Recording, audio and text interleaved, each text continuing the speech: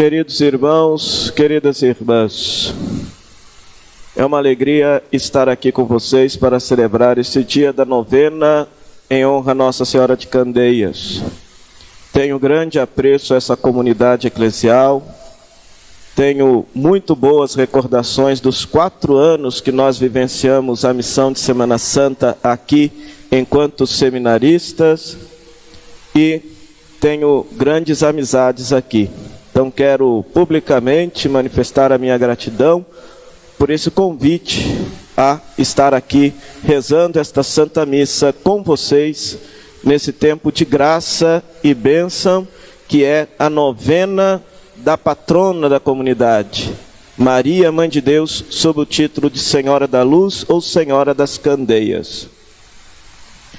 O Evangelho de hoje nos fala do reino de Deus, que é o grande sonho, o grande projeto de Jesus para a humanidade.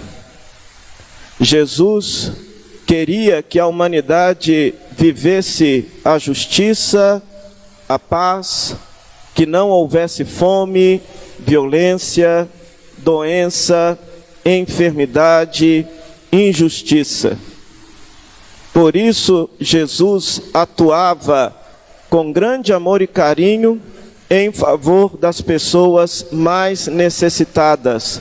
Os seus gestos de poder, os seus milagres, tinham por finalidade mostrar que o reino de Deus foi inaugurado na história da humanidade.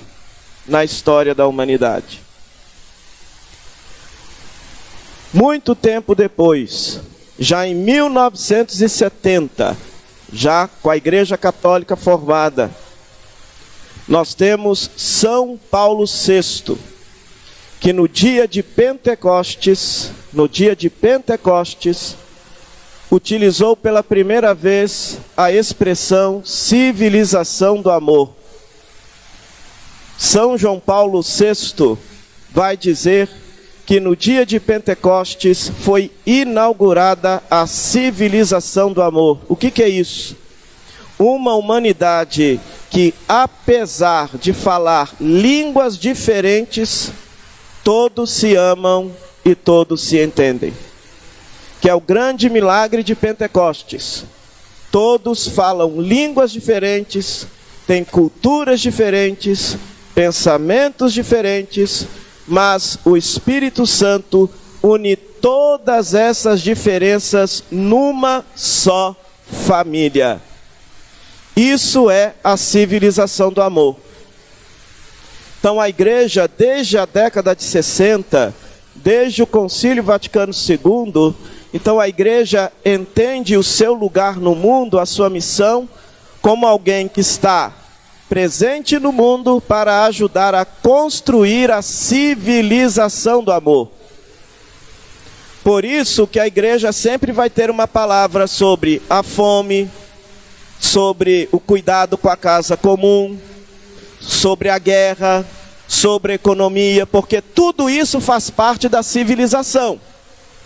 E nós queremos que exista uma civilização construída e pautada no amor, que seria a mesma coisa que Jesus chama de reino de Deus.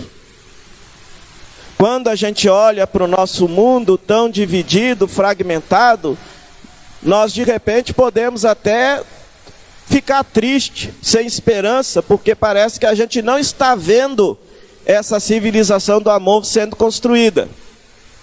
Porém, o Evangelho nos diz, o reino já está presente. E ele vai crescendo de modo pequenino, gradativo, até que um dia ele se torna pleno. Com a chegada de Jesus, o reino já foi implantado, o reino já foi inaugurado. Mas depende de cada um de nós, cristãos e cristãs, discípulos e missionários de Jesus Cristo, colaborarmos para que este reino de Deus possa crescer cada vez mais. Então, não se espante quando, por exemplo, o Papa fala sobre ecologia, Laudato Si, Quando o Papa fala que a igreja precisa converter as suas estruturas para atender melhor a demanda que a sociedade tem da palavra da igreja, a alegria do evangelho.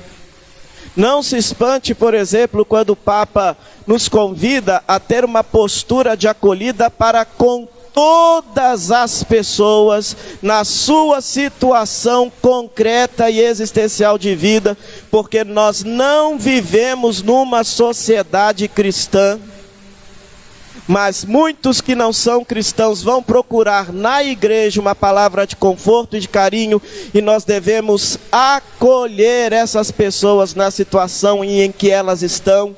Então isso está presente tanto na Amoris Laetitia, que o Papa fala sobre a família, como também na Christus Vivit, quando o Papa vai falar sobre a juventude. Ou nós aprendemos que somos todos irmãos e irmãs, filhos do mesmo Pai, apesar das nossas diferenças, e nos amamos e nos respeitamos, ou então a gente sempre vai criar conflito entre nós. Por isso que o Papa escreve a Fratelli Tutti, para nos ensinar que nós somos todos irmãos e irmãs, independente da nossa religião, posicionamento político, filosofia de vida, somos todos irmãos e irmãs. Pensamos de modo diferente, mas o Espírito Santo nos congrega na única família de Deus, que é toda a humanidade.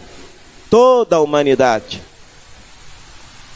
Então veja, meu querido irmão, minha querida irmã, que lá no Evangelho, tomando licença um pouquinho desta palavra que foi proclamada no dia de hoje, mas a gente se recorda daquela outra palavra de Jesus que está lá no Evangelho de Mateus, no capítulo 5, quando Jesus diz para os discípulos, e esses discípulos hoje somos eu e você: vocês são o sal da terra e luz do mundo. Se o sal perde o seu sabor, não presta para nada. E ninguém acende uma luz para esconder debaixo da cama, mas coloca lá no alto para que possa iluminar todo o ambiente. Quando a gente olha para a Sagrada Escritura, o sal simboliza a aliança de Deus com a humanidade. Toda vez que o fiel ia fazer um culto lá no templo de Jerusalém, ofertar um animal, pedindo perdão a Deus pelos seus pecados, a fim de restabelecer a sua aliança com Deus, o sacerdote salgava aquela carne como sinal da aliança que estava para ser restabelecida. Nós sabemos também que o sal serve para temperar. Comida sem sal é muito ruim, sem tempero é muito ruim. Nós sabemos também que o sal serve para curar. Antigamente não se tinha medicina avançada, então quando se tinha uma ferida no corpo, o que se tacava? Sal lá na ferida. Então veja, nós somos sinal, devemos ser sinal desta aliança de Deus com a humanidade, por nossa fidelidade a Jesus. Esta aliança de Deus permanece firme e forte com toda a humanidade.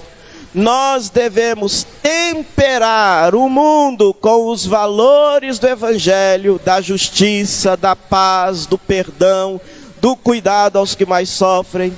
Nós devemos curar as feridas de todos aqueles que vierem ao nosso encontro, acolhendo essas pessoas com todo amor e carinho. Além disso, somos chamados a ser luz. Numa casa escura, você bate os seus pés, as suas pernas nos móveis da casa. Então a luz serve de referência. Uma pessoa sabe, olhando as estrelas, se ela está indo para o norte ou para o sul. Então quando Jesus diz para os discípulos, vocês são a luz do mundo, Jesus está dizendo que os discípulos devem viver de tal maneira que o mundo busque em nós uma referência de vida.